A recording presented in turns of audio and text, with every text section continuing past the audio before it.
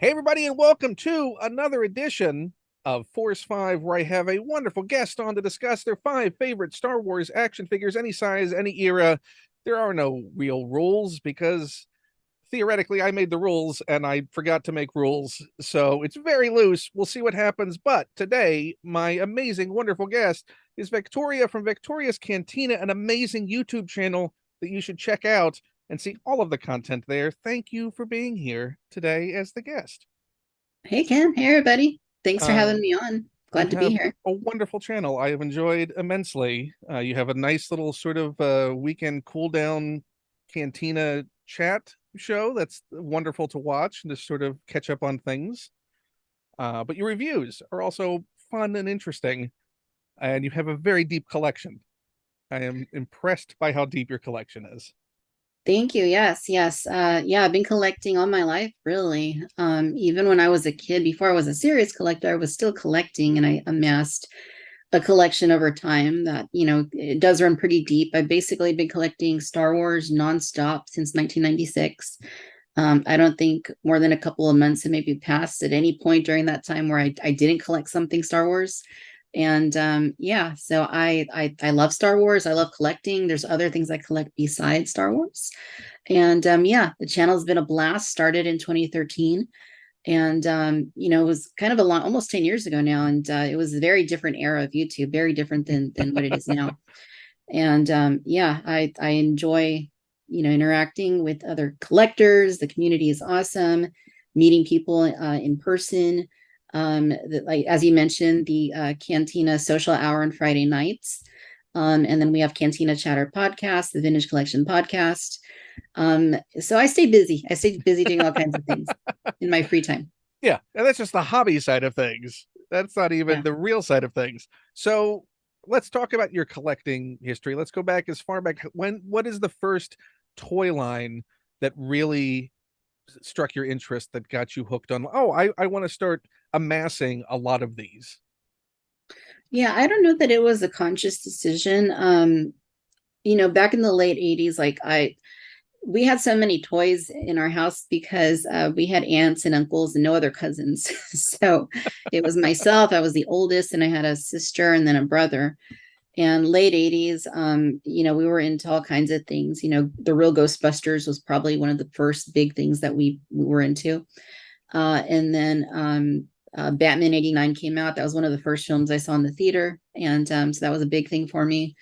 And from there were some different early 90s Kenner lines like Robin Hood, Swamp Thing that I remember collecting pretty well. Teenage Mutant Ninja Turtles from Playmates, that was a huge one because that toy line is so expansive and they made so many things. And I love seeing when companies now like Super 7 or um, NECA do these toys and it's like, oh yeah, I remember having the original like little figure of that back in the day. It's really cool that they're still doing that. And then yeah, Jurassic Park was a big thing for me in the early 90s because I loved dinosaurs and I loved dinosaur toys, when I was a kid. And I kind of see dinosaur toys as like pre-Kenner Jurassic Park and post-Kenner Jurassic Park because before Jurassic Park, dinosaur toys did not look like they did when Kenner started making them. They were amazing and they still hold up.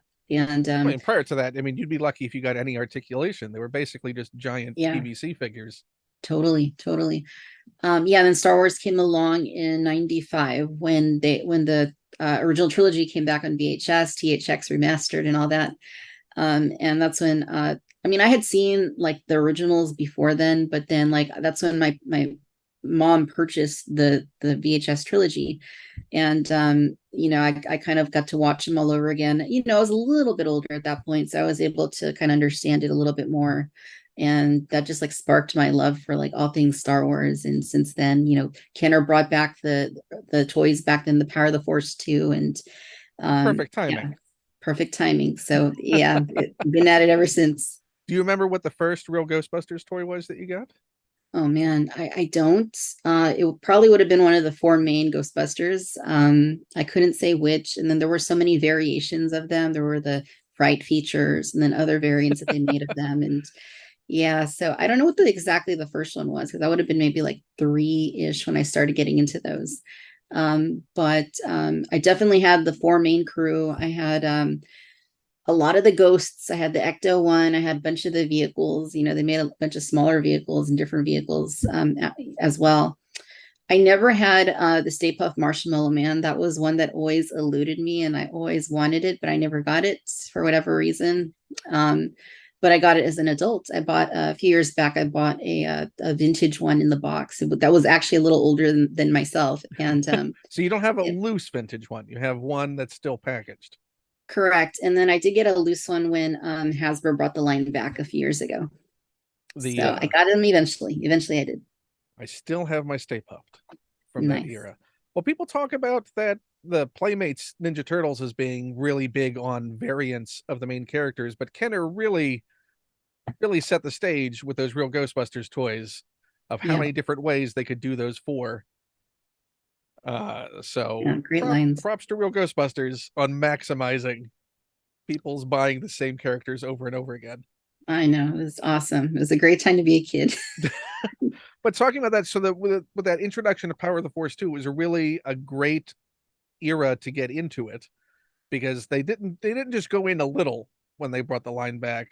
They really just flood the market with those figures. Do you remember what the first one was that you picked up from then? It was C3PO.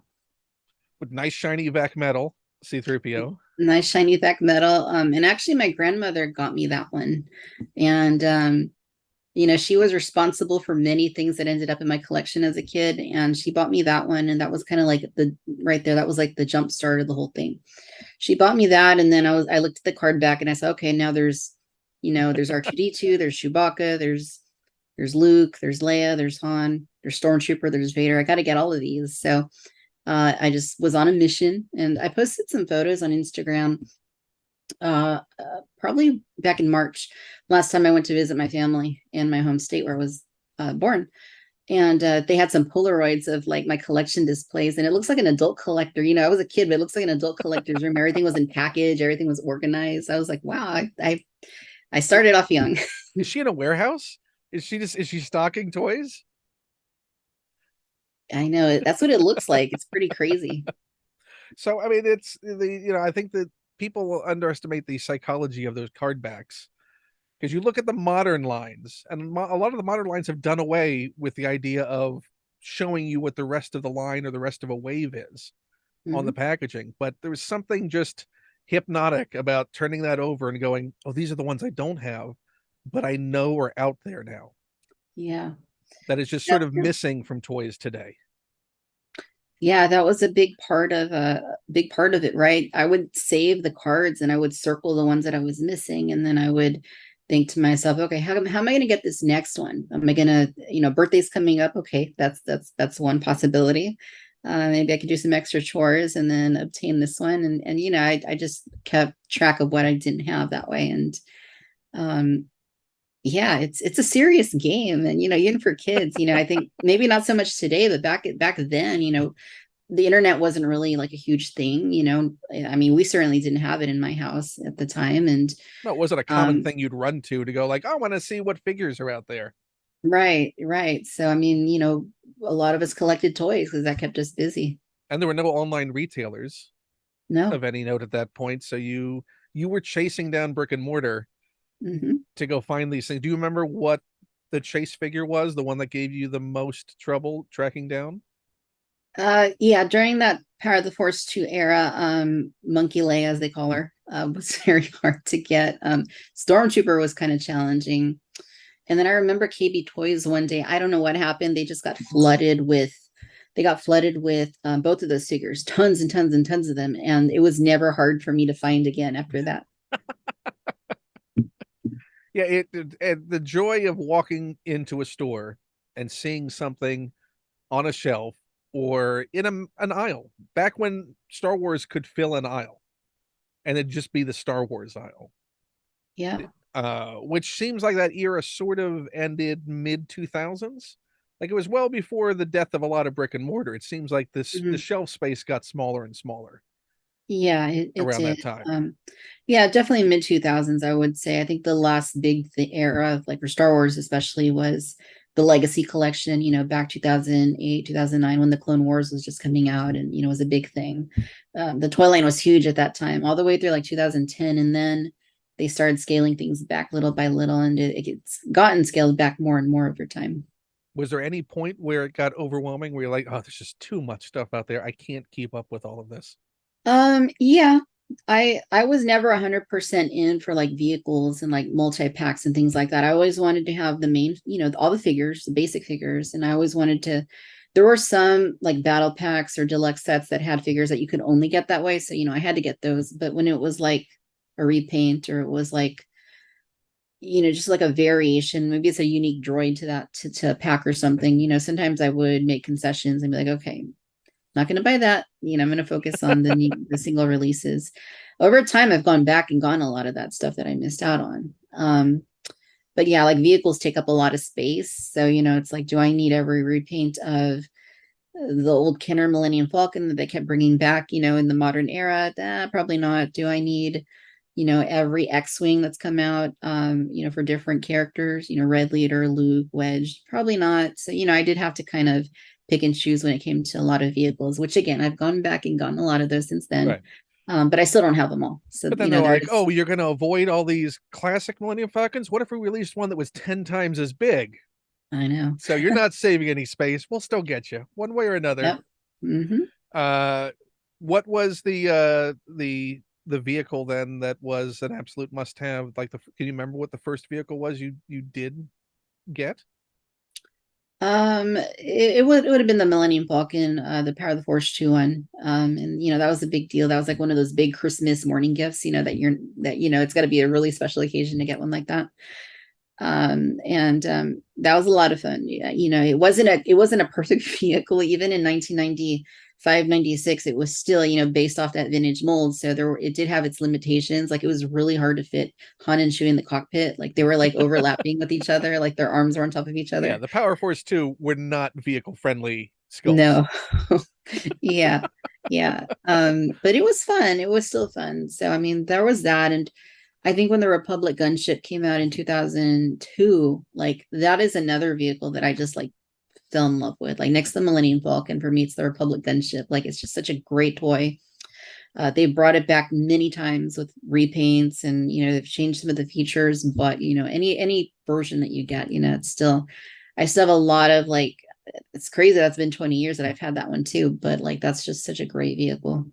You would think that, a lot of people have talked about what Hasbro Pulse should be or shouldn't be, but it seems like for things that they have the mold for, theoretically, they have the mold for that gunship, it's crowdfunding. Do a limit, like, hey, if we get this many orders, we'll put that back into production. Everyone who's been asking about it, if we reach this threshold, because we have the tooling, we have the ability to do it, here's the cost. Like, that would seem like a good way to use Pulse to bring things out of retirement where it's not a new sculpt. It's not, you don't have to add anything, Hasbro. Just give us the thing that is now hundreds of dollars in the aftermarket. Sure. Give us the opportunity to do it. Put it in a white cardboard box. Doesn't have to be fancy. You don't have to design anything else. Just give the vehicle. Like, it's weird, the things that don't get addressed within that sort of crowdfunding model and opportunity. Right. And it doesn't need to be a HasLab. It can just be something through Pulse, like you're saying, where, it's done, right? They have the molds. They already put the R&D into it, just bring it back in some capacity, have an order limit, bring it back. If the demand is there, then, it's a done deal. Yeah. And if it doesn't, then, then they can legitimately say, hey, we tried to offer it. It didn't reach the threshold. We can't do it. Yeah. Go to eBay. So let's go to your number 5 choice on your. Was it difficult to rank your choices first and foremost? Yes. It was difficult, and this is today's top 5. If you asked me this question tomorrow or in a few days, it could change a little bit. But I was thinking about it, like, what are my top 5? If somebody asked me right now, like, came and knocked on my door, hey, Victoria, we're taking your collection except for 5 figures. Like, I was thinking of it in that regard. Because you've done a lot of lists on your channel. You do a lot of like year review lists and series lists. But as far as being able to include across all the eras and all the scales, did that make it a more difficult proposition?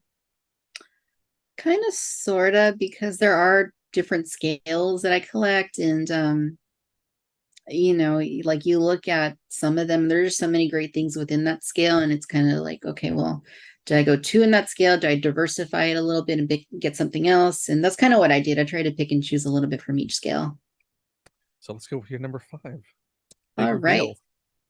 My number 5 is going to be the Black Series Deluxe, the Emperor.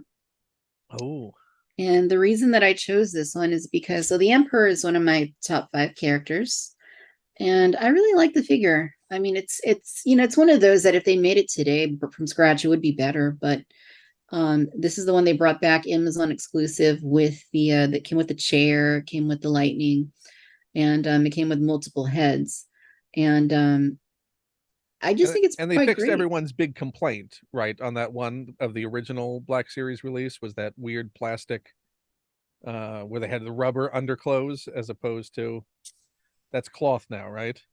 The outer robe is, yeah, so like the inner is like the skirt is cloth. Right. Um, it's nice. It's And it's yeah, got the face printing as well on this one, right? it does. It's quite good looking, I feel like. And yeah, I love the lightning, like just the color they molded that plastic in, like that really pale blue. I think it really works, and just it stands out on the shelf. And I move him around from going from the chair to having the lightning to having the cane. So I like having options when it comes to figures. Do you have figures that you display multiples of just so you can display all the multiple options at the same time? I don't normally do that, but occasionally I will buy the figure multiple times so that if I want to do that one day, I can do that. Or if because I'm a weirdo, sometimes figures have removable helmets, and I always kind of like worry that the noses are gonna get warped or the paint's gonna rub off. So occasionally, if it's a character I like, I will buy like two of them. If it's that kind of a thing where it has a removable helmet, because I just don't want any issues with the paint. And then if that happens, I got to go to eBay, and then chances are I'm going to pay a lot more. So I'm like, I may as well just buy a backup. If I end up not needing it, I can sell it later. Right. Or you'll have, like everyone else, Captain Rex on pre-order for a year and then suddenly get it all canceled. Yeah, that would definitely be a good one to have extras of. I only have one, but that would be a good one. Well, here's hoping they'll get an archive announcement on It that soon. should. So, I mean, speaking of your favorite characters and like the Emperor being that, are there characters that you simply can't resist in any permutation to get? Oh yeah, yeah, definitely. So the main characters, obviously, anything Leia, I'm all there for. The Emperor, I mean, he doesn't have as many, wardrobe changes as Leia does, but I still just love any iteration of the Emperor. Boba Fett for sure, Darth Vader. Um, I mean, I wish I could say there was like a limit that, like, oh, I'm not gonna buy an extra one of this or that character, but honestly, I'm pretty completist a lot of the time. So I end up buying like not everything, but mostly everything. Especially if it's like Hasbro, I usually will buy like most everything.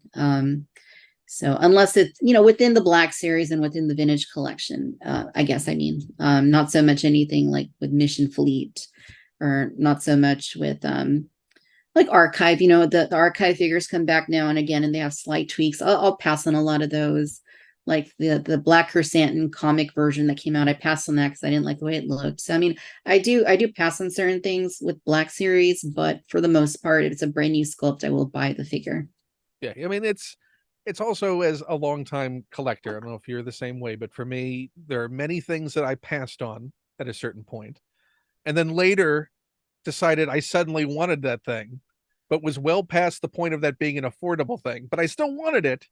Yep. So I paid the extra money, and now I've learned the lesson that even if I see something and go, I don't know if I want that, but then maybe it would be smart if I went ahead and picked it up anyway, just to avoid future me being mad at Mhm. current me for what I didn't do then. Totally. One of my friends, Tyler, on Instagram, he's 375 collect SW375 collector. He's one of the co-hosts on the SWTVC podcast. He has a saying that you're never going to get a figure less than what it is right now at retail. which is true. I mean, if you're talking like Power of the Force 2, okay, that's a different matter. But these days, Or you're episode never one. going to pay less than what it's going to cost right now on Amazon or right now at Walmart, because that's MSRP. And we're seeing in recent years that things just don't drop in price. They go up, if anything. So and most of the time, more often than not, they do go up at least a little bit. So definitely, I always tell people, even though you may not be able to have lunch on Thursday, or even though you may have to buy a less expensive I don't know, cologne or something, um you know invest in the figure that you're thinking about, because if you decide on it in a few months and it's gone, if you decide on it next year, you're going to pay extra, and there's nothing like getting something firsthand anyway. So Yeah, no, no, definitely. And then, and then you get to look at everyone else scrambling later yep. on and go, Psh, at least I don't have that stress. Yep. But then, but that's also sort of the way the pre-order market works today. You still have that frustration now because you have all these people who want a thing that can't even on the ground level order that thing now. There's been Mm-hmm. certainly debacles with Walmart and Target and trying to figure out exactly how they work their systems Yeah. and how their exclusives can be available in Canada for the past 6 months. And yet they remain unfulfilled here. So trying to figure out all those can be frustrating as well. Is there any point where you just reached just a breaking point when it came to trying to track something down? Yeah, I would say so. Back during the Legacy Collection, they had a very last wave that was an expanded universe wave in 2009, I believe it was. And it was a Toys R Us only exclusive wave. And any of these lines, like 30th anniversary collection, Black Series, no matter what it is, those last waves were always like impossible to get. Even the vintage collection, like those last waves were always very difficult to get, because they're ending a line. The stores aren't ordering very much of it. They're basically trying to get rid of what they have. And it's called last wave syndrome. It's a thing that it happens. So that last wave of the Legacy Collection, I was not able to complete that wave. And on eBay and stuff, if you look now, some of those go for like $200 for a carded figure. And luckily I did get K Kruk. I found him somehow or another. But the rest of the wave, no, I didn't find it at retail. And back then I wasn't such much of an online, like, I wanted to find it in the store. I'm not like that now. Now I want to find it online instead of the store, because I don't want to go to the store. Gasoline's Right. expensive. I don't really have time to go to the store. So but back then it wasn't, most everything came from the stores, even though like Entertainment Earth was a thing. You know, most collectors bought from stores, and stores received quite a bit more than they get now. So, but yeah, that last wave was very challenging. Right. And certainly if you're collectors of our pre-internet or nascent internet generation, it's sort of built into the DNA to go look around in stores Mhm. and come upon these things and be able to browse stuff on shelves. But if anyone who's trying to look in a store in the past couple of years, you're not going to really find anything. It is a miracle to Yeah, find stock on shelves today. Like I was shocked. I so shocked I had to post about it when I went into Target the other night just for the heck of it and actually saw the complete wave of the Obi-Wan retro collection. Now, granted, it looked like it was they got one box in, and the entirety of that one box was on the shelf. But to see something on the shelves was astounding. I Uh, know it's really hard to find stuff these days. Like I basically have given up. Like I said, I mean, a big part of it is I just don't really have time to go to the store these days. But it's not encouraging to go from store to store to store to store and not find anything. That's just really like discouraging. And I try to avoid that as much as I can these days. yeah, no, it's to find anything is a miracle. But let's go to your number four choice. All right. Well, my number four choice. The vintage collection is better than it's ever been. About a year ago, we got a wave with from the Clone Wars, Maul, Ahsoka Tano, and this was kind of our first real peek at what Hasbro was capable of, in the modern, like current era. And one of the figures in that wave that I mentioned was Ahsoka. And just the engineering on this figure, this is like one of those first ones where they gave her the new style hips, as opposed to like the insert molded hips that are just terrible. They're very hard to work with. They can be very difficult to move around. They re-engineered the hips, um, and she's a gorgeous figure. Just the likeness, everything about her is just phenomenal, and she's very posable. The accessories are great, the lightsabers, and I just love this figure. I mean, she's just one that I can always just pick up and move around and pose and have a blast doing it. So Oh, it's an um eminently posable figure. yeah, and I mean, she just came out leagues better than the Black Series one did. Just like the likeness, everything is just really dialed in. What's great is I can hold that up to the Hot Toys release that just came out recently, Yeah. and it feels like a scaled down version. It feels of a quality posability. Hmm. It's one of the, as you said, one of the first figures, because a lot of the vintage collection lately has been repaints and re-releases of older figures with older molds, but to see, yeah, what they're capable of when they can do from the ground up designing, Hmm. and the way the paint ops now is really, it was astounding. That wave, her and the mall, were really just a revelation to see Yeah, when this no, came out. yeah, fantastic wave for sure. And they've been like on point ever since then. So I mean, just anything that, other than like the repaints, like anything they're doing from the ground up, or even things that are kit bash, like Lobot or Bib Fortuna, they share parts of the other figures. I mean, they're just really knocking it out of the park with TVC lately, and it's a blast to see. Just thinking back to that Power of the Force 2 line and what that looked like at the time, and yeah, it's night and day. I love that they could somehow make a muscular Ewok. That was the point of that one. That's when you knew it was just funny. Yep. It was just like, this, you've gone, this is caricature, this is some weird cartoonish thing that you're doing here. Yeah, and the muscular C3PO as well. Like, of all the characters that you could have just laid off on the muscularity with, and no I one know. no one would have noticed, no one, everyone would have been fine. That and the inclusion of blasters with everybody, with every character having to have some type of weapon. Or two blasters. Yeah, some of them had like off-screen, blasters that they came with. Yeah, the Tarkin one, the stuff we never saw any indication of anything like that. But we did get a Tarkin. Do you think we're going to see a Tarkin, a final, that's from the ground up new Tarkin? I Because we have I a think new there's a good Imperial chance. body coming, right? Yeah, yeah. So Admiral Piet is coming, and I think there's going to be a good chance. I know a lot of people want Tarkin. The TVC Tarkin is nice. It's not perfect. The coloring's a little weird. And that would be okay if they repainted it and brought it back. But I think, with this new mold in place, if it's not the new mold, then people will be disappointed. Maybe we'll get a proper TVC release of that conference room set. Again, that would be a great Yeah. Pulse. Give us something like that, Pulse. Pretty simple, right? Just a table and some chairs. Yeah, Why not? give us the full table and chairs treatment as we build out our Death Star playset. Make it modular. It can connect to a hallway and is built out over, I don't know, a couple of decades. The entirety of the Death Star in TVC form.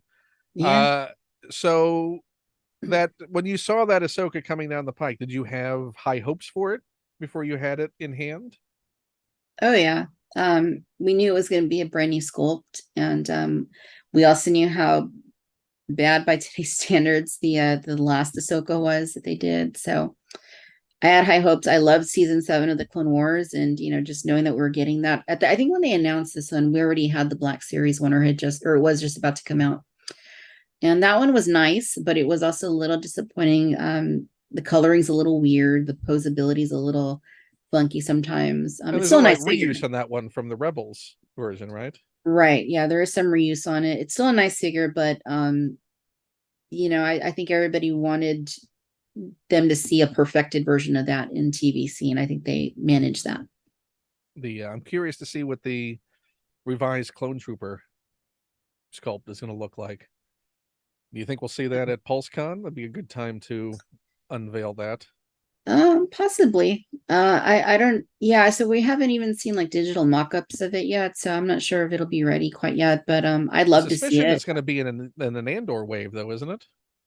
Yeah, it is going to be. It is based on Andor, so it'll be a brand new sculpt, which that's something I've been asking them for like for years. Like, hey, we need a new sculpt. The current one dates back to 2010 or 11. So I'm It's glad they're doing it. it's just sad that we're getting it after we've gotten all of these releases of all of these iconic Hmm. clones. I know that kind of hurts a little bit, but But maybe hopefully we can get they'll a definitive Rex. That would be nice to finally get. Maybe that's why they held off and released that one they shouldn't have re-released. right. Yeah, no, I hope so. And even though we've gotten lately the 332nd, trooper, we've gone the 501st late recently. They could still do one of those 4 packs with the new mold and offer the new painted versions. That'll kill people like me who ordered a bunch of the recently released ones, but hey, But to I'll be take fair, it. over the course of how long you've been collecting these lines, how many clone troopers would you say you have? Oh my God. Jeez. So I started army building them like day one. Um, I couldn't even tell you. It's got to be at least a couple hundred or so, at least. So you could have an incredible Grand Army of the Republic right Yes, there on your floor. I probably got more clones in my army than the actual army of the Republic did. Certainly more actual suits than Lucas built for the films. Uh-huh. Uh, so what is your number three choice? All right, so number three. This one I've had for 6 years. So this is the Mayfax Boba Fett, and it is a glorious figure. Recently got re-released, and yeah, it's just awesome. So Bandai did one a couple years back for SH Figure Arts, and Hasbro did this version of Boba, I think early last year. And neither of them hold up to what Mayfex did, like just like the helmet shape and size, the coloring, like it's just such a it's a much better figure than those other companies put out. It certainly seems to pop a lot Yeah, more. yeah, if you put it on the shelf, it definitely stands out. It's just a great, and there's an Empire Strikes Back version too that's equally as good, but I've always preferred the Return of the Jedi coloring, so that's why I picked this one instead. But yeah, I mean, even his gun and his posing options, lots of hands. I just love the figure. I love Boba Fett, and this is one that's really fun to take photos of, like to take him out, to the desert or to take him out to, just wherever and just get some photos because there's a lot of possibilities like for photos with this one, and the posability is awesome. And yeah, If you I love if it. you had the ability to keep just one line, and it was SH Figure Arts, Mafex, or Black Series, which would you keep? It would have to be a Black Series just by default of it having so many more figures than those other ones. I mean, I don't have 100% of the Mayfax. I don't have 100% of the figure arts, but I have most of them. I kind of Who do you quit feel does like the better work? Like when they do put out a figure, does the best job? uh, um these days I would probably say that for the price, Black Series is when they're not repainting an old figure from 8 years ago. They probably for the value, $25. You're getting a pretty great product. Like I think this one cost maybe 50 at the time. I think the re-release is similar. And it's great. I don't, for the quality of the figure, I don't mind paying that, but just based on the expansiveness of Black Series, all the clones, all the different more minor characters, I think if I, that it'd have to be that one just on that principle of it being just a much bigger line. The so now is that have a removable helmet on that, or is that a Mm-mm. No, this one does not because when this hero came out, we had never seen what Boba looked like under the helmet. other than the fact that he was just going to be a clone of some type? Right, right. In the films or TV, we hadn't seen Boba Fett proper without his helmet, other Okay. than Attack And of the now we Clones, can't obviously. not see him without his helmet. How many unhelmeted Bobas have we gotten in the past year? Yeah. quite a few. Hasbro has gotten a lot of use out of that sculpt. Yes. Are there any variants that you haven't gotten or that you won't get? Is there a threshold that you have, even for the Hasbro releases? Like when you have, speaking of Boba Fett, the different versions we have. The Tython, the the Tatooine, the throne room. There's so many versions. Which is that one has different legs. That one, the paint ops are a little bit rougher. That one's, or are you just at this point all in? Yeah, with Boba Fett especially, like, I buy all of them. And I know some of those Hasbro versions, like uh the Tython one, for example, I don't think that's their best figure, but it's still, Boba Fett. Nobody else has made it in that outfit, in that scale. So yeah, I'm still buying all of those. But does it reach us ever just the saturation point? We go, just give me a couple of months just before you announce a new one. Just give me a little break from Boba, a little Boba break. That would be nice. I mean, we don't want to start not liking Boba Fett or start not liking certain figures of characters. Having the break is really nice. But at the same time, I don't want my fear is always if they wait too long, you'll end up with like what happens with like Solo or Rogue One, where they don't finish building out all the characters. So if it's gonna come to if it's either like gonna be feast or famine, then let's have a feast. Uh, so let's go to your number two choice. All right, so this is a recent release, and I have him currently displayed on this base that he did not come with, but the Dark Times Vintage Collection Darth Vader Oh, is a spectacular figure. It beats any 6-inch Vader that I have, and I think pretty much all of them. Black Series, Mayfax, Figure Arts. Like this is just a gorgeous figure. The articulation on this one is so fluid. It's so easy to work with. And the little base I have him on, this is from Star Tours. Like when Disney used to sell multi-packs, Star Tours figures, they did one that came with this pack from Star Tours, The Adventures Continue. And it had a Darth Vader figure, not this one, but it had a Darth Vader figure, and it just felt like a great thing because I have him on display in my Imperial Forces, and I just have him up front on top of this little display. if no So one's seen or been to Star Tours at the Disney parks, in one of the many different segments you can randomly get when confronted by Vader, at one point he swoops down in that sort of hover platform. So I yeah. did not know that they came out with a figure pack of that, and that is great. So I mean and I haven't gotten my figure yet. It's been on order forever and still hasn't arrived. But that seems to have gotten universally positive reviews from everyone. Yes, this is the definitive Darth Vader figure. They've never made one in this scale that's better than this.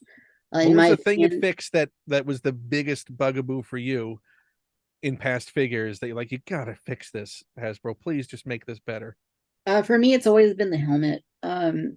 The helmet, they've never done a great job on the helmet. So they did a pretty good job on the Force Link 2.0 Vader. I think that was like the Rogue One Vader, I want to say. That one actually has a really nice helmet, but it's 5 points of articulation. So it's not, you can't really do anything with it. And Vader does need to have Jedi level articulation, so to speak. And he hasn't. Just the helmet, I think they really dialed it in for the first time. So in past And releases, what has been the aspect of the helmet that they haven't gotten right? uh some of them just don't look very good. Like the symmetry is supposed to be off, and I think sometimes they make the mistake of making them symmetrical. Because Vader only had a symmetrical helmet in Revenge of the Sith. That's the only time we ever saw him with a perfectly symmetrical helmet. And And they talked about that forever. We finally fixed yeah, it. It's finally perfect. I know. That kind of defeats what we all love about Darth Vader and associate with Darth Vader is that his look was classic as it was.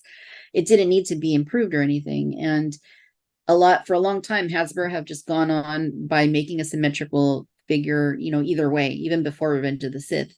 And just the proportions of the dome in relation to like the mask and everything. Like this is the first time they've really like nailed it.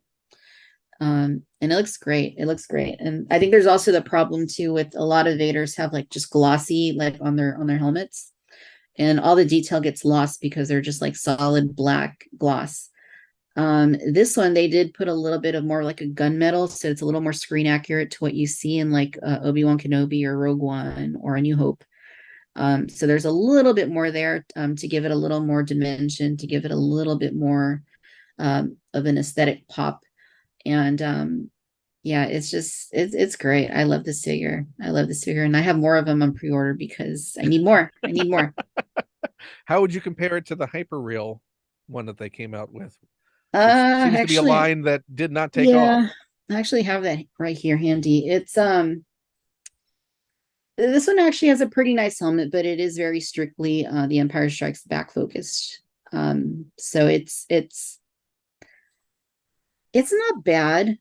Um, it's quite good, but it, A New Hope, Rogue One, Obi-Wan Kenobi, he had a very different helmet. The shape was different. The proportion of the dome was different compared to the mask. So this figure for TVC definitely got that. And, that's a great figure, but it's more focused on those other two movies. And I've always preferred the A New Hope look for Vader. The more matte look, the more asymmetrical sort of look that really stands out on screen. The gunmetal neck and all that, and they really got that with this figure. So you hoping they do the same for the other era of Vaders using that base body now? Yeah, they can totally do it. New helmet, new gloves in some cases because the gloves are different as well in other films. The lightsaber hilts are different, so I notice all these little like nuances, and I'm very like I'm forgiving, unlike the Emperor or unlike Vader, I'll let it slip if something isn't perfect, but I will notice. I will notice, and if I'm making a review I video think they'd or be happy that you notice because it makes you angry, and then angrily you get yeah, disappointed. Yeah. they're doing better. They recently came out with an Anakin, and the promo shots had him with the Revenge of the Sith hilt for the lightsaber, and it was the Attack of the Clones figure, and I was like, why? The final product came with the Revenge of the Sith lightsaber hilt, so So someone caught it yeah, somebody eventually. caught it. Is there any one of those mistakes that are the most glaring to you that you still like, really? Come on. Did no one notice that? Yeah, like when Luke comes with Vader's lightsaber hilt, I'm like, okay, that's just wrong. Or they'll give Vader Luke's lightsaber hilt like they did in the Power of the Force days. They just painted it black. So yeah, I do notice this. And also Jedi Luke often came with Obi-Wan's hilt and vice versa. And there are differences to them. And I know that Hasbro might see it and be like, it's the same thing, but no, there are differences to them. So when they give them the wrong hilts, I'm like, come on, guys, do better. It's not like that didn't exist at one time in your sculpting. It's like Yeah, they've done every single variation right, at some right. point for these figures. Uh, so I'm sure someone just gets confused. It's so much to keep Yeah, it's track easy of. to miss for sure if you're not like somebody like me. Uh, well, that's why consultancy should be. They should reach out, just do like a final pass, pass the pedants who Hmm. know what they're talking about, can spot these things, go, hey, is this right? And it's just a simple, no, that's not. This is what you need to use, and then never have those problems. So Hasbro, you need to reach out to the experts. Yes, yes, please do. It saves a lot of YouTube time later. We won't even charge. Like we just want to like let hey, this detail's wrong. Yeah, you just want it nice in your collection. Yeah. So how difficult was your number one choice for making it your number one on today It in this moment? was actually pretty easy. It was easy because it's a figure that means a lot to me, and it's gorgeous. I love it. It was pretty easy for me to pick this one. And I think this is something that would always be in my top five, no matter what day or week we're talking. It's a great figure. So your number one is All right, my number one is the Hot Toys A New Hope Princess Leia. that is I'm looking at mine on my desk right over here. So what for you? And now a lot of people are looking at that going, "Oh my gosh, you have that?" Because it seems like not a lot of people have that figure. And a lot of people now, rightly so, would like to get that figure. So what about it for you makes it so perfect? A few things. So, firstly, I know I've told this story. So, anybody that's maybe watching and heard me before. I've told this story multiple times. A Star Wars Celebration 4 in Los Angeles in 2007. I was in the cafeteria. I was in line during, like, just a little bit of a break I was taking. And I was ordering a hot dog, and there was a lady next to me, and she's like, oh, I'd like to have a hot dog too. So, and, I didn't look at her right away. And I get my food, I go over like to the little hot dog dressing station or whatever you want to call it, and start, putting things on and dressing it up with ketchup and such. And then the lady goes over there too. And then I start noticing like a commotion of like people. And like, oh, that's weird. Like, what are they looking at me for? And then like I just looked at the lady, and it was Carrie Fisher. She was ordering, I ordered hot dogs with Carrie Fisher, and yeah, it was super cool. It And was she was super cool. impressed by how chill you were. You didn't cause a scene. No. So that was really neat. And I didn't get a photo with her. I didn't bother her. I have this like That personal really wasn't the policy. time anyway. I mean, 2007 is a little early for the can I grab a selfie era. Yeah, that's true. I don't even think I had a cell phone that took pictures at the time. Or maybe no, I don't know. I don't think I did. But yeah, and I have this personal like policy with celebrities because I do go to LA quite a bit. And I do run into people. I just have this policy where, especially if it's like a situation where they're like having lunch or something, like I'm not going to go up to their table and like say anything because that's just rude. Um, but that was really cool. And the other reason is I ordered this. My husband actually got it for me for Christmas in 2016 when this figure came out. We had just seen Rogue One, and Princess Leia's at the very end of the movie. And like I knew in that moment, my husband had asked me like, "What do you want for Christmas?" And I was like, "Okay, I decided I want Princess Leia from Hot Toys." And I think it was like the next week that Carrie Fisher passed, and I already had the figure, like it was delivered like that day or something. And it was just like, very like, it was kind of stressful, but for those reasons, and I love Leia as a character. I love that Lucas didn't write her as like a typical damsel in distress type character. He wanted like a badass princess that was able to take charge and get things done. And we see many instances of that in the original trilogy. And she's just an amazing character. And the figure is gorgeous. It speaks for itself, I think. And for those reasons, that's got to be my favorite Star Wars figure that I own. Yeah, I mean, as far as likenesses go, Hot Toys, and certainly Kenner, Hasbro, a lot of companies have had trouble over the years capturing her likeness in figure form. Her and Mark Hamill seem to be nearly impossible for companies to get right. So yeah, it is an incredible, and it's and the soft goods as well. I mean, to have we've seen in smaller and different scales an attempt to do cloth robes on her, an attempt to do sculpted, and neither ever really sits right. But to have something where, I mean, it takes a figure that has a really good material and tailoring for you to do the hood up that you have for your display. Because if that doesn't drape right, it just looks weird to have that up. Yeah, So yeah, for sure. Hot Toys really nailed it with that figure, and it's a Yeah. shame that more people can't get it. But I, like yourself, I feel very happy and lucky to have it in the collection Mhm. because of how Definitely. difficult that and the Hoth Leia that Hot Toys did. Yeah, Hoth Leia. They're all nice, but I don't think they've topped. Maybe the Endor Leia comes closest. The Endor Leia is really great, but I don't think any of them like overall top the A New Hope version yet. Yeah, I mean, there's nothing quite as iconic as her holding that Right? blaster and with intent Yep. to take charge of a situation. So before we talk about any honorable mentions about anything, if there is, I want to ask if there's any one figure that you could get any company, Hasbro, Hot Toys, any of them to do that they haven't done yet. What is sort of like your grail character or figure that you would like them to do?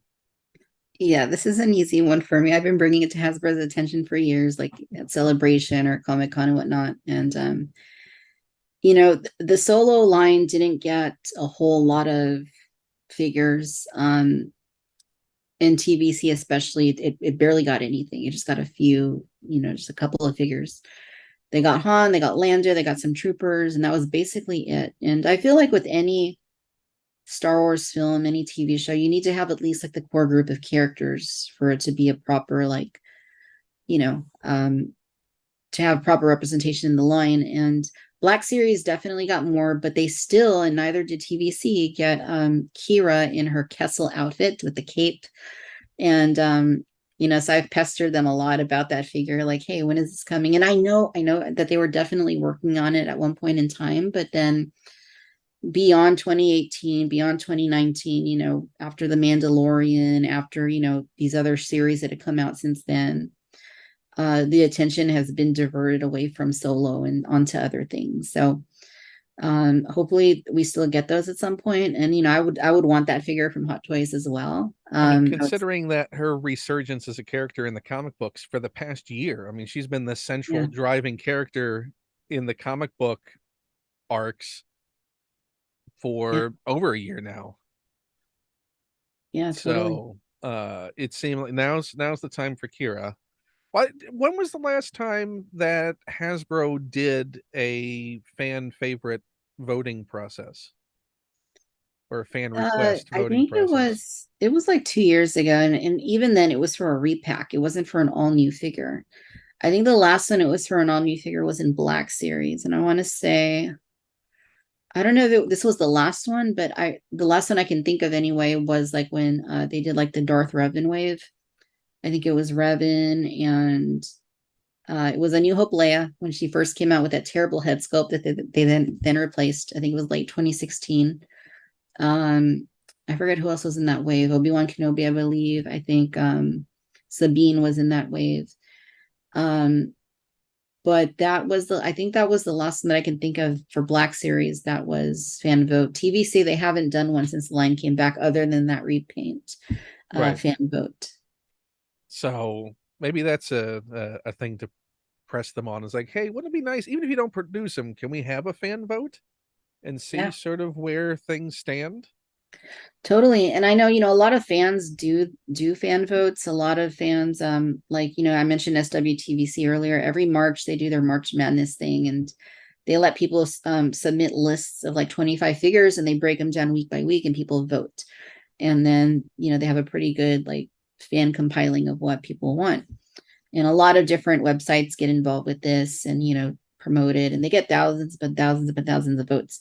So it's probably a pretty good measure of what a lot of fans want, but not at the same time, not all collectors. And I think most are. I don't think you would be collecting in 2022 without partaking in social media and being online and such.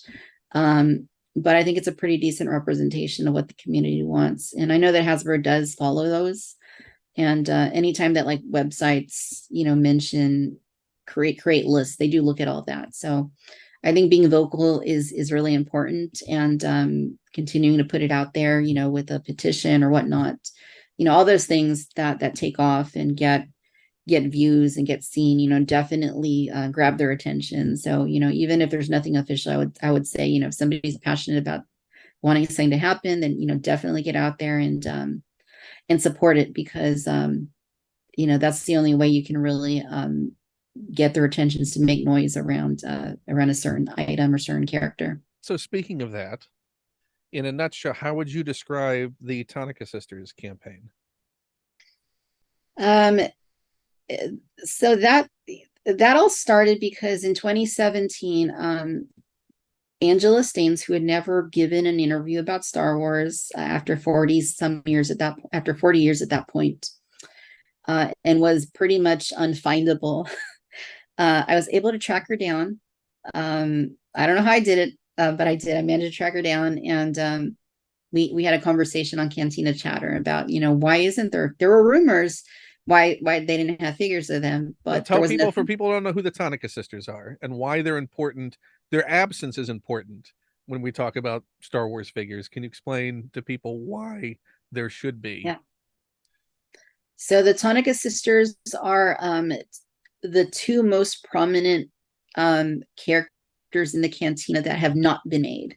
You see Hammerhead quite a bit. You see Greedo. You see Walrus Man. You see Elor's Matic. You see certain characters that have their own like shot close up. Him Days on. There's several of them. And the Tonica sisters are actually more prominent than some of those because they appear in multiple shots.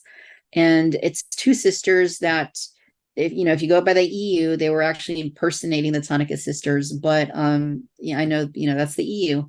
For all intents and purposes, they are the Tonica sisters, and they were portrayed by two English actresses, Christine Hewitt and Angela Staines. Christine Hewitt passed away in 2007, I believe, and Angela Staines is still alive, and she lives here in California. And the rumors were that they didn't put figures out of them because they couldn't get both actresses to sign off on the figures happening. Anytime that a figure is made, they have to have a license to use them. And back when A New Hope was made, they actually did have signatures granting Lucasfilm the rights to use their likenesses. That's why you have Han Solo. That's why you have Princess Leia. That's why you have obscure, Imperial officers and such. Even for smaller characters that aren't speaking in roles, they have to have those signatures. They have to have those agreements in place, especially when it's a major studio production like Star Wars. Sometime between the early 80s to late 80s, Lucasfilm lost a lot of those signatures from A New Hope, a lot of those contracts, and they had to go back and get them again. And it took many years. They weren't able to get them from everybody. They got one from Christine Hewitt, and then they presented one to Angela Staines, and Christine signed it. So today she could still have a figure made, and they have the agreement for that. But Angela was a little more reluctant because, they told her, if we make a figure, you're going to have to go buy the figure. We can't send you figures. And she was a little bit put off by that. Why, you're going to make a figure using my image, but you can't even send me one. So that was like one of the things that was really bothering her, was that they couldn't even send her a figure of herself. So she didn't sign it at the time. Since then, this had to have been in the early to mid 2000s. Since then, she has come around on wanting it to happen. So that's why we put the petition on. It was a collaboration between myself and a bunch of other websites and influencers and YouTube channels. Time for Tonica is the hashtag, and the petition currently sits at around 1,500 signatures, which it's the biggest Star Wars action figure petition for a single character, or in this case, two characters technically, that has been put through. And the truth of the matter is that, a lot of these actors from the original film are dying off. They're getting older. We just lost one of the Tusken, the main Tusken Raider, he was actually one of the trainers for the elephants that were dressed as the banthas. He just passed this year. The gentleman that portrayed Wooher passed away a couple of years ago. A lot of these characters, actors, they've fallen by the wayside. Their stories haven't been told. So that's one of the things I'm really passionate about on VC is finding these characters. And we've had a few of them on that portrayed Cantina aliens and stormtroopers and such. Because I think Star Wars was the culmination of all of these people and all of these roles. Just like you see if you watch the ILM show on Disney Plus, there's a lot of people behind the scenes, even in bit parts, that were a part of this thing that we all know and love. And I think it's really important to get everybody's stories documented. That way, you can hear what they have to say, what their stories are. Because once their stories are gone, they're gone. Yeah, for sure. And it's really important not to lose that, or to lose sight of the contribution that these people had to this. So we want the Tonica sisters to be made. The petition is for Lucasfilm to renegotiate with Angela so that they can have her sign off. She's ready to do it. She's not asking for any money or anything. She's ready to just sign so that this can finally be a thing. Hasbro is well aware of this. Lucasfilm is well aware of the situation and the petition. But as of yet, there has been no movement on it. So we're still fighting for it. We're still hoping for it. And hopefully more people sign. Hopefully there's more traction, and we finally do end up getting the series, not just for us, but also for Angela being able to see that, hopefully in the near future. So Hasbro wears that HasLab of the Cantina with the exclusive Tonica sisters as an Yes, announced tier inclusion. it would get funded right away. Yeah, I mean, it'd be nice for a Star Wars HasLab to have that. It's shocking that it's always shocking the things they haven't done over the years. When Yes. you look at some of the things they have done, because there was certainly a period in the early 2000s where you could have had a microsecond of screen time in one of the films, but you got a figure Yep. there, and they were released in stores. There was no online exclusive. Hmm. The most exclusive any of those got was like it was a the Lucasfilm fan, the Star Wars fan club exclusive. Might have been the most exclusive they ever got. Yeah. So the Tonica thing hopefully will happen. But I'm glad to Yeah. know that you were able to help pull that together and at least get attention on it. So it's never far from the conversation when these things are Yeah, discussed. certainly. So do you have any honorable mentions I of have things a that didn't couple. quite make the five? And these could be things again, just maybe just toys that you love as well, since it Yeah. doesn't have to be So necessarily Star Wars, because you have another huge fandom that you've collected as well. That if anyone goes to, and I wasn't aware of how deep the toys went on this, but if you are in the least bit interested even in finding out about Jurassic Park toys, your channel is also amazing. I love watching that poor lawyer on that toilet seat with those amazing lightning effects and going, yeah, I'm glad that figure exists. I'm also yeah, glad that a 3 3/4 scale toilet now exists. right. I know, because all we had for years was the fearsome flesh from the real Ghostbusters line. Now we have an actual toilet that isn't a ghost. Or a Um, refresher. refresher. Um, yeah, so no, Jurassic Park, I mentioned it earlier, that's I was there when that line came to be. I saw that movie in the theaters, and then I found the toys on shelf 2 months later. And the quality was unlike anything I had ever seen. My imagination was absolutely captured, and the dinosaurs still hold up. I know a lot of collectors would say that even today Mattel hasn't quite reached the level of quality that a lot of the Kenner stuff had. So I do have one thing. This is actually the very first Kenner Jurassic Park toy that I bought, with the help of my mother. I remember seeing, this is the first one I ever saw in stores at Target, and I saw it and I knew I had to have it. I bartered with my mom, like how can I make this happen? And she said, okay, if you do extra chores, work it off, do extra chores and work off the dinosaur, and I'll buy it. So that's how I ended up bringing home that summer day, that August, I think, summer day. It's the young Tyrannosaurus Rex. And it's not something that was actually in the film, but it was in the novel. And a lot of the original Kenner Jurassic Park toys were based more off the novel appearances than the movie.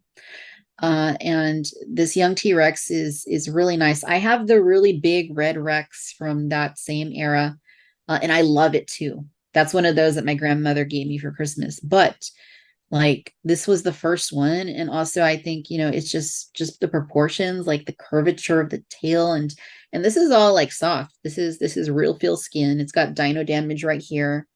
You can take this off. It just kind of comes out like that, When and they then get a you have to, tussling with each other. yeah, and then you get dino damage, and it's just glorious. You can pose the arms. You can squeeze its neck and kind of make it like open its mouth.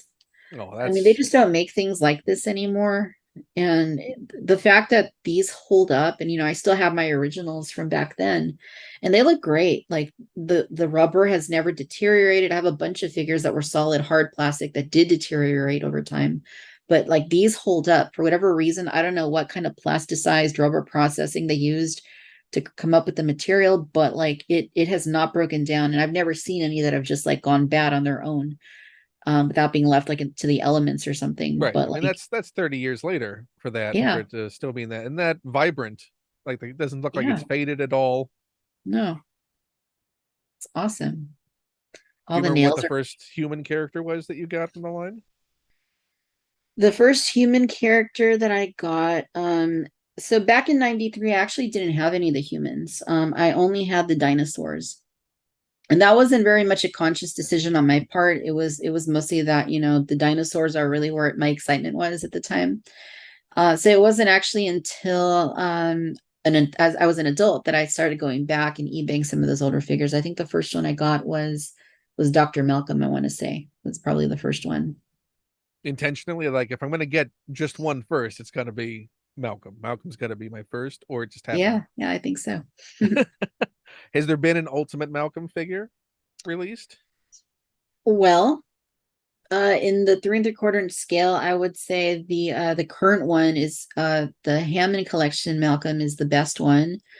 I think Mattel has a long way to go before they reach the vintage collection quality in terms of human figures. The dinosaurs are good, but the humans they still need a lot of they still need some work. But I Do you think think at it's in this the point, sculpt or in the paint? Where is the major deficit? kind of all of the above, the engineering as well. They come with good accessories. They're $12.99. You get interchangeable heads, arms, but the proportions are kind of weird. A lot of the time they have these really beefy arms. I don't know why. Not quite Power of the Force 2, but yeah, the forearms especially just look a little bulky and strange. And yeah, Mattel just isn't at the level that Hasbro is with like Marvel Legends sculpts or Power Ranger sculpts or anything where you have a human face. They've gotten better, but they're not quite there yet. Um, How would you say the Gennaro was? you know what? That one is actually probably their best sculpt, honestly. Like it to me, it's the most like realistic looking one Actually that look they've like done the so far. actor. It looks just like the actor. Yeah. Is there what is the one you think is the furthest from looking like anything recognizable? Ooh. Probably Alan Grant, unfortunately. I mean, like sort of the way that you notice things about the Vader sculpt and the helmet sculpt. Is there anything in the Jurassic line that is like your major focus? Like, oh come on, if you got to get this right. This is the thing you got to get right because I know it's wrong. Um, the Mattel line is so big that there are some things they've done really well, and there's other things that maybe are more recent that they haven't done as well. Um, in light of that fact, I tend to be a little more forgiving on Mattel just because I know that the line is so big. There's no company that has put up a line like this that has been evergreen for the last 4 years, that is always on shelf, that always sells through, that is always priced at an accessible price point for anybody to collect, kids, adults, whomever. And still And doing creatures. When was the last time the vintage collection did a creature? it would have been probably the Dewback Black Series. TVC, we haven't had any creatures since the line came back. Not even So, re-releases of existing creatures that they have. uh-uh. I mean, because we didn't even get. You would have thought there would have been like a release of the Tauntaun again for the 40th anniversary, That would have been an obvious or one. the They did Wampa. do the Wampa would be a great one too. They did do Jabba the Hutt, but he came with the sail barge. So, I mean, that's not a really like, I don't think that I mean, really there counts. hasn't been a proper TVC release of Jabba, right? The last release would have been Uh-uh. 2010, an actual standalone release. Oh no, he Yeah, wasn't. He was and also in a playset. he was in a playset and he melted over time. So, my melted, I know a lot of people's that melted. I think the last one that really came by itself would have been in 2003. Saga Yeah, Saga line, the one that came with the hookah pipe and and the weird tongue sticking out as a choice. yeah, you could pull it out or you can put the hookah pipe in its place. It's a good figure, but it's not quite like, as good as the newer ones. Right. Like what is your, do you have a hope for what next year, what the 40th anniversary of Jedi will bring? Yeah, so I know that Hasbro is focusing on it for Black Series. They've announced as much. I really want to see a new Hut Slayer Leia in both scales. And I'd love to see one from Hot Toys as well. I was on 6 scale Cantina last week, and this is one of the things we talked about. There's a lot of, hubbub about that, they just can't make that, figure. And that's not really true. I know those rumors started about a decade ago. I asked Hasbro directly in a Q&A a couple of years ago if there was any directive from Lucasfilm preventing them from re-releasing Leia in that out in that look, and they said no, there's nothing like that in place. But I think companies are taking more of a proactive stance these days, and if they think they might be wading into controversy, they're just going to avoid it. And I think that's probably why we haven't seen that character in that look in quite a while.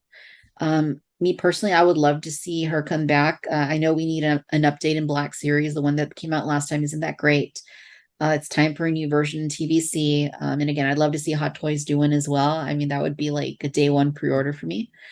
So I'm not confident that we will see that, but that is absolutely something. And I'd love to see in next year being the anniversary, 40th anniversary. I think it's the right time to do it.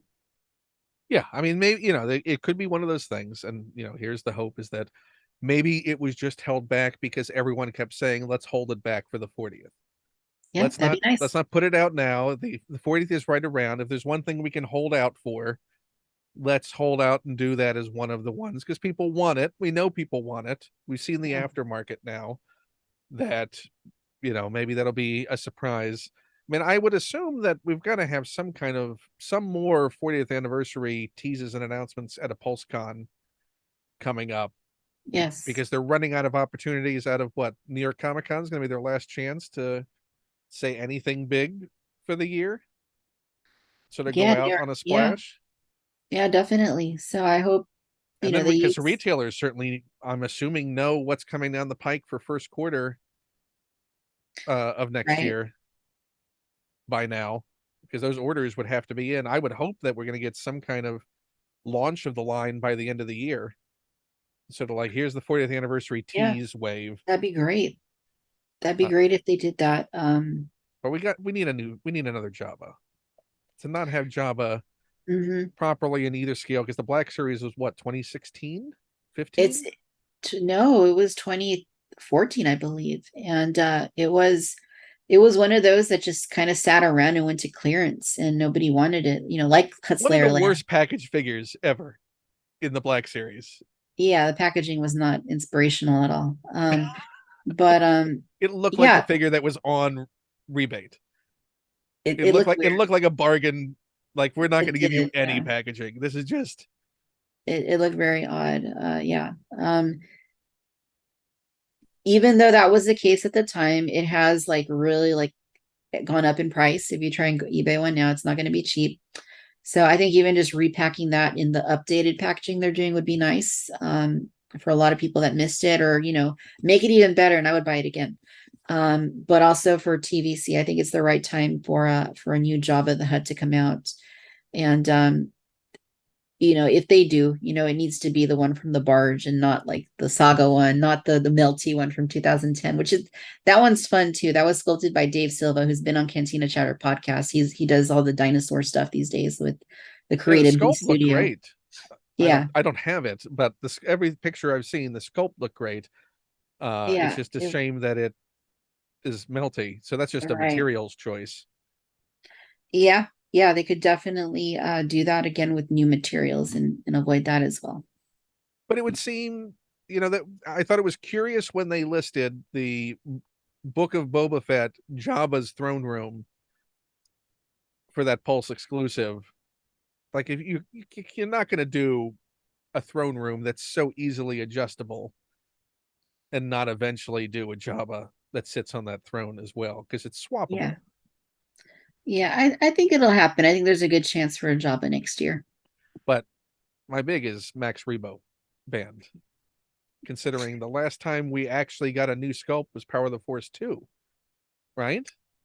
That was the only Yes. new sculpt of Max Rebo that we've ever gotten because it was just a repackage in the 2000s, wasn't it?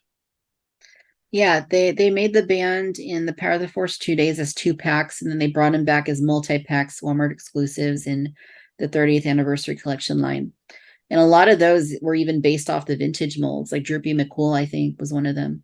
So yeah, they haven't been done in a really long time. And yeah, next year would be a perfect opportunity to bring the whole band back, the original band back, Slice Noodles, Puppet Slice Noodles, all those. Yeah, no, I mean, to think that there'd be an update and maybe finally finish his organ, put that horn on the side that never got out there. Yeah. Uh, any other honorable mentions outside of? But everyone should go check out again. Your Jurassic reviews are wonderful and fun to watch, even Thank as you. someone who does not collect them. So the only other honorable mention I have, and I mentioned 1989, the original Batman movie. And yeah, that was a big deal because, everybody liked Batman, boys, girls, as I recall at that point. Like, it was like, oh, this is the first, like, since Superman, like, comic book movie, like that's huge, Batman. And my very first Batman figure came from my dad. I remember we went to this place called Video Stop in my hometown that used to rent out VHS tapes. And you would grab, they would put on they would have the cover of the VHS out on the shelves, and they would have like taped down with Velcro. They had like a little, like a round chip, and it kind of looked like the lid of like a jug of water or something. And you would pull that off and you would take it to the counter, and then they would use that to go back and get you the actual VHS in a plastic container. And I remember being there one day after I'd seen the movie, and they had the Toy Biz Batman figures. The Toy Biz only had the license for a matter of months before Kenner got it. I don't know exactly why that happened. I've heard rumors, but that did end up happening. But at first, it was Toy Biz that was making the toys. And I remember seeing just the regular, Michael Keaton Batman on the shelf, and probably like $4 or something. And my dad bought it for me, and I still have it to this day. It's in one of these shelves that I have. It's I still have it, and ever since then, like, Michael Keaton is like still my Batman. I love the other Batmans too, or Batman, but Michael Keaton is still my favorite, one of my favorite actors. And it's not very often that we get like Michael Keaton Batman merchandise these days, but every now and then something will turn up. A couple years ago, SH Figure Arts came out with their own Michael Keaton Batman, and it's a very nice toy. It's not perfect, but it is very nice. I love how he has these little wires that are in the cape. So They that's actually cloth. come out. It's not, it's more like a pleathery material, honestly. But he has these little like wires in here to kind of give it that shape, but you can take them out. If you take them out, then it just drapes a little more naturally. But he can do his But full extension yeah, fly yeah, down I mean, pose. that's cool because I hadn't seen anybody else do that kind of thing for a Batman figure. And he's got multiple accessories. The likeness is quite good. And I know that Mesco was doing one too. They actually had like a crowdfund thing for it, and I did get in on it in 20. I think it was early 2020. I'm still waiting for the figure, or 2019. I don't even remember when it was. It's been so long that I forgot. Isn't that the key to those figures? You just set it and forget it. A couple of years later, they'll show up. You're Yeah, like, oh, seems I like guess I it. did order this. Yeah. But no, that's a good figure. I really enjoy it. Always keep that one on the shelf over with my like little Batman like setup. Um, I think if I so had that figure, I would hang it up from the ceiling. That'd be one that I'd have in a flight pose, just spinning above me, dangling. That's a grapple gun that he has in his hand, right? so this Or one isn't the the, it yeah, isn't the it isn't the I don't know what it's called. It's the one he uses in the museum scene. It like yeah. opens up. Yeah, Oh, it's that's the more of one that like makes the zip line. yeah, the zip line one. Yeah, he does come with the grapnel gun and multiple other accessories, batarangs, things like that. But yeah, Have that you one seen was the Hot unique. Toys Michael Keaton Batman that Yeah, they had? I have the Batman Returns one. I didn't get the original Michael Keaton one, or Batman 89 one, but I'm glad it's coming back because I will be able Oh, to add it they're now. re-releasing the '89 one. Yes. I have the '89 one, the Joker, which is right over my shoulder back there. There he is. And the Batmobile from '89, which is Ah, too big. It's it's simply too big. The only thing that I've seen dwarf that was the Ecto one that came out for Blitzway. I think did the Ecto one, yeah, it's crazy. which is that's just nuts. At a certain point, if it's basically a coffee table, what are you gonna do with that? I don't know. We'll see if they actually make the Mando's N1 Starfighter, and then I wouldn't buy it personally, but anybody that does, You wouldn't have that sort of. Listen, no. I look back and think if I had the opportunity now, and I knew about it at the time because I wasn't paying attention to HasLab at the time, and had gotten a job a sail barge, I feel like that would have been a smart investment considering what they're going for now. Now that I want it, know about it, and it's $2,500, it seems like a steal at the, what was it? It was a $600 list price when it went out, right? $500. Drop in the bucket. I know. Today it wouldn't be $500, that's for sure. No, no, no. I think what do you think? 800 at least? Probably 7 to 800. Yeah. And we're not even talking that long ago, right? This is like 2019. What did So the Falcon? How much was that Falcon that Target re-released? 400. Compared to what, 130, 140 was when the original I release? think, yeah, 120 or so was the original. And that thing, speaking of coffee tables, that thing is still massive. Like I can't imagine it Yes. going out at that price. Um, but here's hoping that they do more things like it. Do you have the sail barge? I do. So where do you store yours? Like what is your display option for it? Yeah, it's actually this shelf right here. I know you can't see the very, very top shelf, but it's on the very top of that shelf near the ceiling. So it's sort of now do you display, is it a full display with all the characters in it? Because you've been collecting the Uh lines enough that you probably have enough to kit out the yeah, I sail think I barge. when I got the barge, I had all but like one figure and I had to eBay it. It was one of the skiff guards, I believe. But it yeah, it's I used to display it with the panels off and then that way you could see inside, but one day I got tired of dusting it and I put the panels back on and I left most of the figures inside it, so they're still So in they're there, still even though living it's their closed. life inside. They're still having the time of their lives, drinking and hanging out. The party never Um, ends. There'll be no yeah, explosions in yeah, there. but it looks great either way, though, panels on or off. I mean, obviously with them on, it looks like the movie. Um, and yeah, it is a great piece. I enjoy it very much. I mean, outside of the Cantina, is there a HasLab you would love them to do? Um, I personally would like to see the Death Star. And I know that's a difficult one because everybody has a different idea of what a HasLab Death Star would look like. Is it A New Hope? Is it Return of the Jedi? Is it like a big ball sphere that opens up? Is it just multiple like levels where you like dioramas? Does it have interactive play features? Does it have the chasm? Does it have the prisoner block? Does it have the Emperor's throne room? Does it have like the red room with all the controls in it? Like what does that look like? Anytime I ask somebody what they would want to see from that, it's a different answer. So I can see why they haven't done it yet. I know that would be a very tricky one for them to do because they have to really work through, what's the best approach to it. Um, but I think I have so many Imperial forces. I have, characters that need a home, and the Death Star would be a great home to put them in. And what would you want to ultimately display all of your clone troopers? So that one is a little easier because Hasbro did make tons and tons of vehicles for the clones to use, right? There's so many.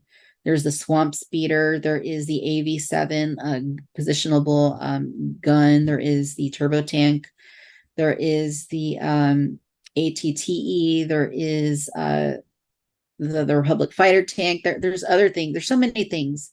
The AT8 TP walkers. I mean, there's so many things you could use for them. So I'm pretty content with my clones, and I think they have plenty of things to use and interact with. But the stormtroopers, not as much. There's the AT-AT, there's the ATST, and there's some TIE fighters, but only the TIE pilots and Darth Vader flying those, right? So I mean, where are all the other figures going to go? So I Yeah, think the they never Empire really needs a got their little more. big troop transport vehicles. Nope. So yeah, they don't have anything for mass transport at all. Other than we just need to get a Star Destroyer. Let's just get a Or that. big massive Star Destroyer. Well, I'll share a couple of things before we go recently that I've picked up that actually got me thinking about things that I wish that Hasbro Pulse would do. And it is the accessory sets Mm, that they used to put out. I picked up a couple of these recently. Here's the Naboo accessory set. There's the Tatooine one, yeah. the underwater. when you want to go on underwater missions. Because have we ever seen them use flippers like that? Like this is basically a GI Joe accessory set. Right. And what they did, the Sith accessory set. Hmm. Uh, but that seems to be like a fun thing. Like just include a bunch of random lightsabers. We know they got plenty of lightsabers designed. Give us Jedi cloaks, just a box of Jedi cloaks to kit out different figures that never came with cloaks. Yeah. Like it seems like that would be fun thing for specifically just Pulse to offer, because they have the tooling and the ability to create all these things. Hmm. Just put them together in sets. I mean, give us a poncho sets. Just Yeah, you could do that. miscellaneous ponchos Yep. or a big old box of droids. Just random little skittering around droids to Yeah, do why things. not?